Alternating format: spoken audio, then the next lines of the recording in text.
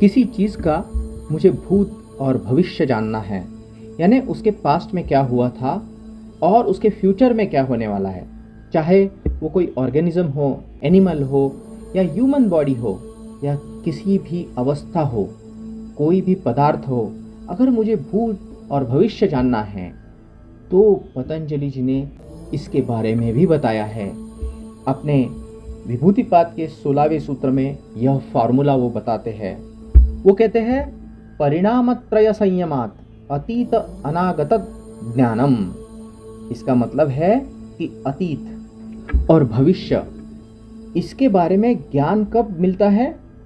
जब हम संयम यानी धारणा, ध्यान और समाधि, इसको संयम कहते हैं।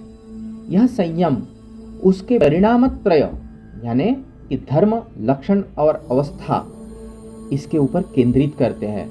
समझ लीजिए, फॉर एग्जाम्पल, मुझे अगर मेरा अतीत जानना है, मुझे अगर मेरा भविष्य जानना है, तो मुझे क्या करना पड़ेगा?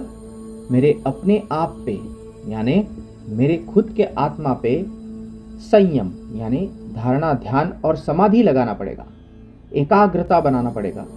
तभी मुझे पता चल सकता है कि यह आत्मा, यह सोल पिछले जन्म में क्या था, अगले जन्म में क्या होता है।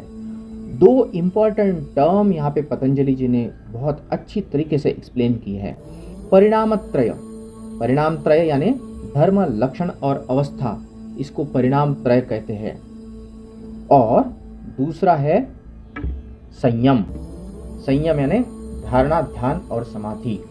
तो हमें अगर भूत और भविष्य जानना है तो सिंपल, आप ध्यानस्थ होकर अपनी धारणा उस चीज़ पे लगाइए, उसी धारणा के थ्रू अपना ध्यान और समाधि भी उसी चीज़ पे लगाइए, वह चीज़ जिसके बारे में आपको जानना है।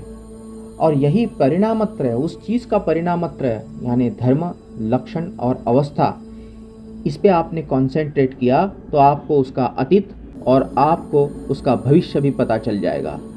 बस यही तो फॉर्मूला पतंजलि जी ने अपने विभूतिपाद के 16वें सूत्र में कहा है। वे कहते हैं परिणामत्रय संयमात अतीत अनागत ज्ञानम।